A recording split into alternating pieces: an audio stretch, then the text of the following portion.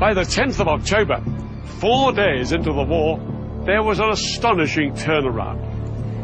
The Syrians were in full flight from here on the Golan. Israel's tanks chased them into Syria itself, and soon the Israelis were within shelling distance of the Syrian capital Damascus, just 30 miles off that way. Syrian President Assad sent a message to President Sadat, urging the Egyptian leaders to do something to relieve the pressure on Syria. And now Sadat made a momentous decision.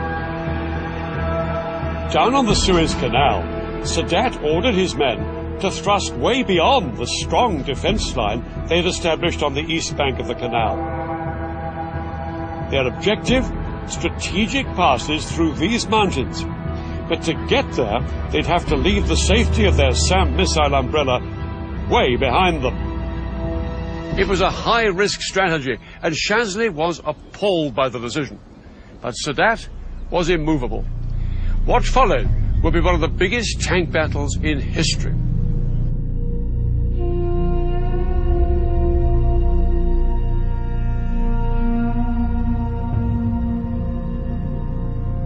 "25 miles east of the canal, Israeli tank commanders were well dug in on high ground in good defensive positions. Across the open desert, they could see the sand being kicked up by hundreds of advancing Egyptian tanks.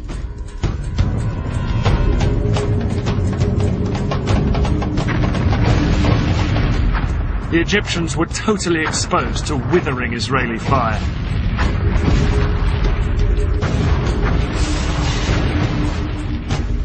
But over the following hours, the Egyptian tank brigades repeatedly tried to push further east into the Sinai. As the Egyptians moved out beyond the protective cover of their SAMs, Israeli aircraft rained down bombs on the exposed Egyptian tanks.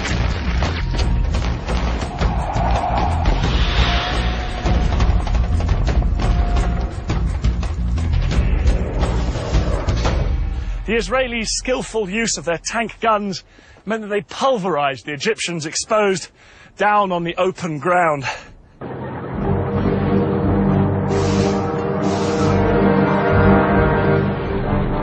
The Israelis knocked out an estimated 260 Egyptian tanks. They lost only 20 of their own. Yeah, we fought hard. It was a successful tackle. And what made it possible was the fighting spirit of our soldiers. This battle was a turning point in the war. Now the war started to swing in Israel's favor. By October the 15th, the Americans had responded to Prime Minister Meir's request for resupplies. For days, American planes arrived in Israel with huge numbers of tanks, shells, and new planes. Israel was in a much stronger position.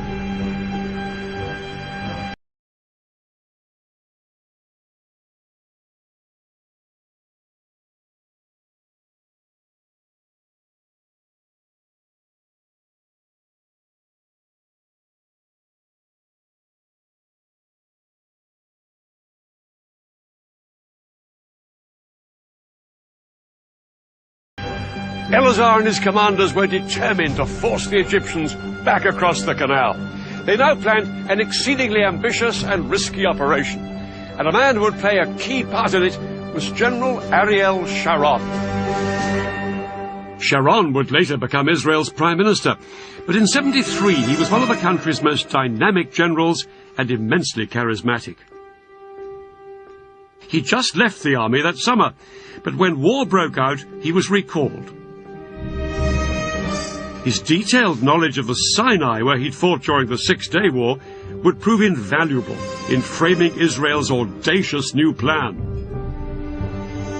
The Egyptians on the east bank of the canal were split into two armies, one in the north and one in the south. 100,000 men and about 1,000 tanks, well dug in and well defended by minefields.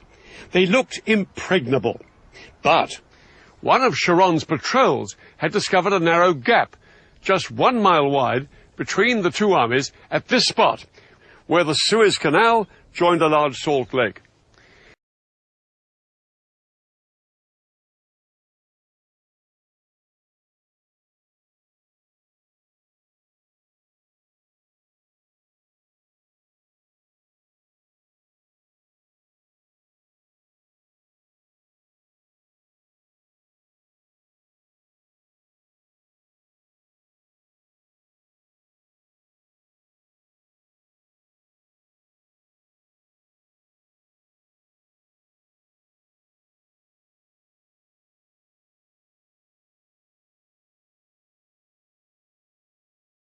Sharon was ordered to push through here with his tanks, widen the gap, and secure a corridor through to the canal. The Israelis would bridge the canal, and hundreds of tanks would then pour across it and fan out north and south to cut off the Egyptians from behind. The Egyptians' positions on the eastern canal bank would then be untenable. For the Israelis, the whole operation would be fraught with danger. The biggest threat was an Egyptian stronghold here, called Chinese Farm. It was just north of the planned Israeli corridor. Sharon had to neutralize the Egyptians at Chinese Farm if the Israeli plan was to succeed. But what the Israelis didn't know was just how big the Egyptian presence was at Chinese Farm. Large numbers of Egyptian tanks and infantry were gathered there.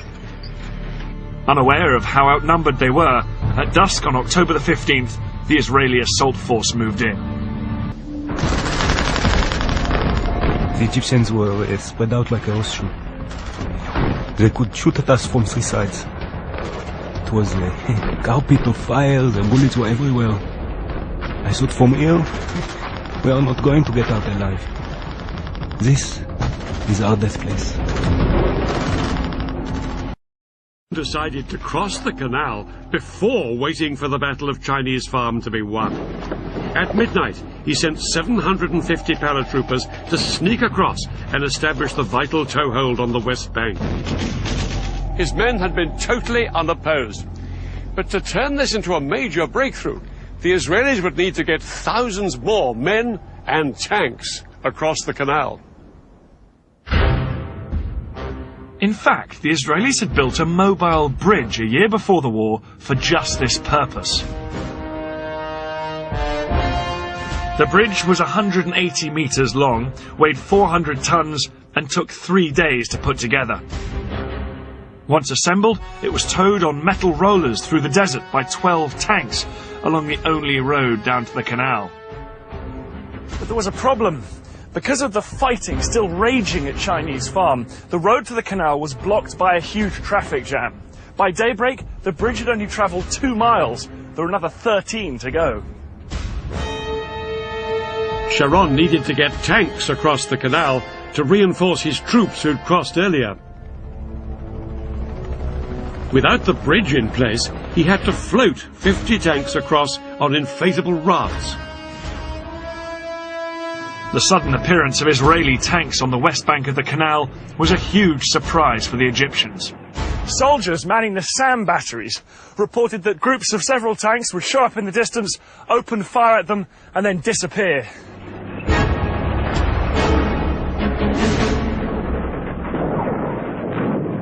Later that day, on the evening of October the 16th, the Israeli Prime Minister Golda Meir triumphantly told the Israeli parliament their troops had crossed the canal into Africa. In reality, it would be another 2 days before the Israelis secured the corridor to the canal. It wasn't until October the 19th that the bridge was finally in place.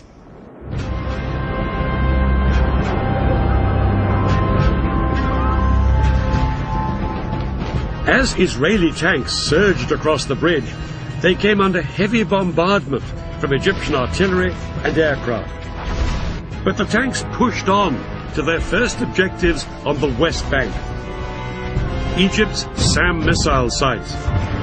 Once these missiles were destroyed, Israeli warplanes swept into the attack, in support of the tanks fanning out north and south on the west bank of the canal. Egypt's Third Army, here on the east bank, was soon in danger of being surrounded. Shazli urged that some units should be pulled back here to the west bank to fight the Israelis. President Sadat replied abruptly, "No retreat." He believed that reducing forces on the east bank would risk losing everything they'd fought for. But Sadat was ready for a ceasefire.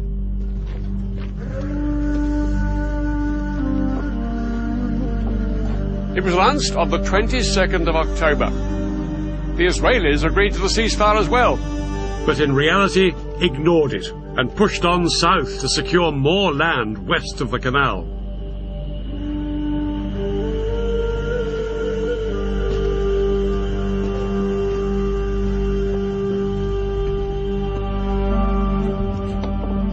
By October the 23rd, the Egyptian Third Army was surrounded. The supply lines of its 45,000 men were cut. With only 4 days of food and water left, it wouldn't be long before they were starved into submission.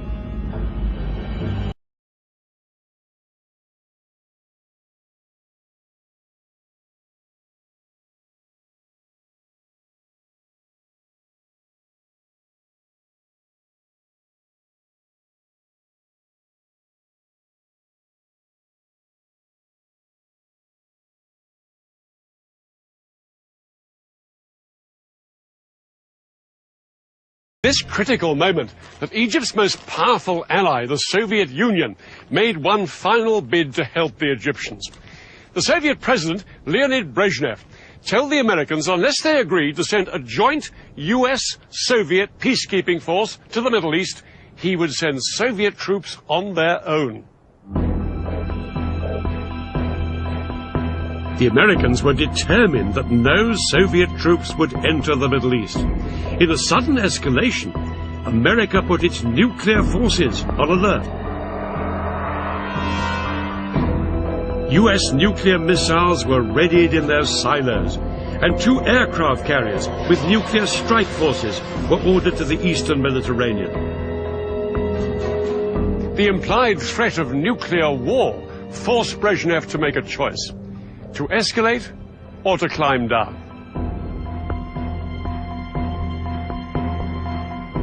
Brezhnev decided to climb down, and no Soviet troops went to the Middle East. But the flurry of international pressure had made its mark. On October the 25th, the Israelis finally heeded the ceasefire, and the October War was effectively over.